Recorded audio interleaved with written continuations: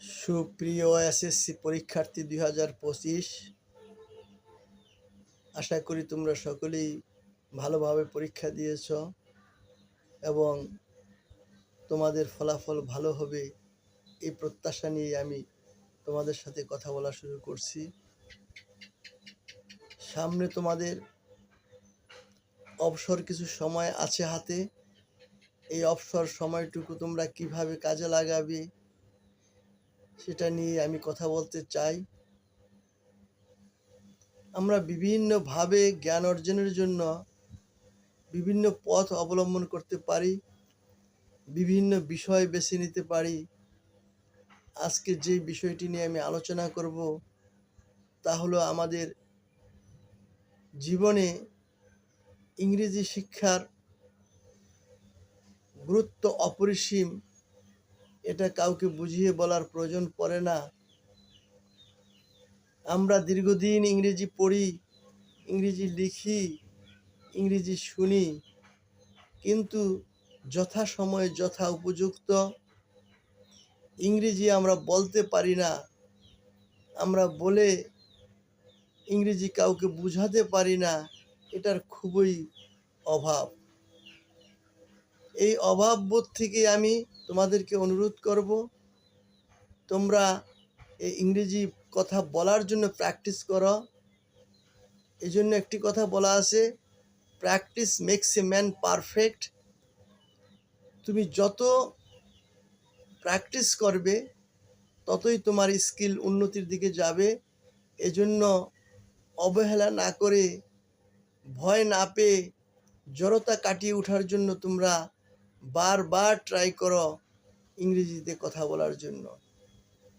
সমমনা বন্ধু বান্ধব যারা আছে তাদের সবাইকে একসাথে করে যখনই তোমরা জড়ো হও, তখন তোমাদের ভিতরে একটা প্রতিযোগিতা যদি থাকে যে না, আমরা অন্তত এখানে যতক্ষণ আছি ততক্ষণ আমরা কেউ অন্য কোনো ভাষায় কথা বলবো না, ইংরেজি ব্যতি রেখে আমরা ইংরেজিতে কথা বলবো। হয় সেটা ভুল, হয় সেটা শুদ্ধ, যাই হোক না কেন, প্রথমত আমাদের মুখের জড়তাকে কাটাতে হবে, আমাদের মনের শঙ্কাকে কাটাতে হবে, আমাদের ভয় ভীতিকে কাটিয়ে তুলতে হবে। তারপরে আমরা যেভাবে উচ্চারণ করতে পারি সেভাবেই করে যাব। আরেকটা ভীতি আমাদের কাজ করে, সেটা হলো উচ্চারণগত ভীতি। অনেকেই আমরা বলে থাকি যে আমরা সঠিক উচ্চারণটা বলতে পারি না।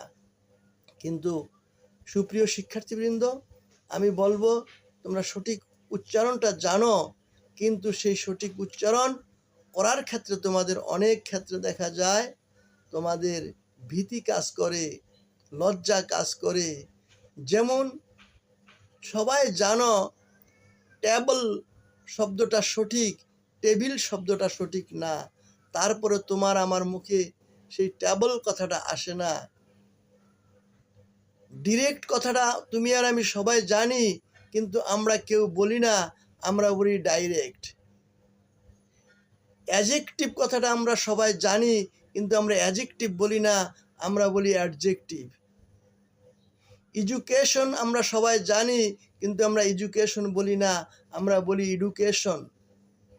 এমনিভাবে অনেক সঠিক শব্দ তোমরা জানো ঠিকই, কিন্তু মনের ভয় ভীতি জড়তা লজ্জা এগুলো আমাদের কাজ করে। এগুলো শুনে শুনে আমাদের অভ্যস্ত হতে হবে, আমাদের বলে বলে অভ্যস্ত হতে হবে, তাহলে আমাদের মনের জড়তা চলে যাবে। আশা করি আমরা এমনিভাবে বন্ধু বান্ধব একত্রিত হয়ে আমরা ইংরেজি বলার চেষ্টা করব। ইংরেজি বলে শুনে আমাদের মনকে প্রস্তুত করতে হবে যেন আমরা সর্বত্র এটা আমরা বলতে পারি সহজভাবে। আমরা যেমন বাংলাকে ব্যবহার করি, ঠিক তেমনি যেন প্রতি ক্ষেত্রে, প্রতি মুহূর্তে, প্রতি বিষয়ে আমরা কিছু না কিছু কথা আমরা ইংরেজিতে বলতে পারি, এই আমার প্রত্যাশা।